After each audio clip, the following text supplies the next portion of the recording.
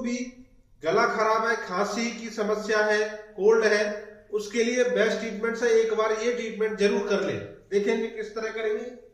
सबसे पहले थोड़ा टेल्कम पाउडर लगाना है गर्दन में दोनों साइड। उसके बाद यह कान के पीछे से 1 2 3 4 5 6 7 8 9 10 5 6 7 8 9 10।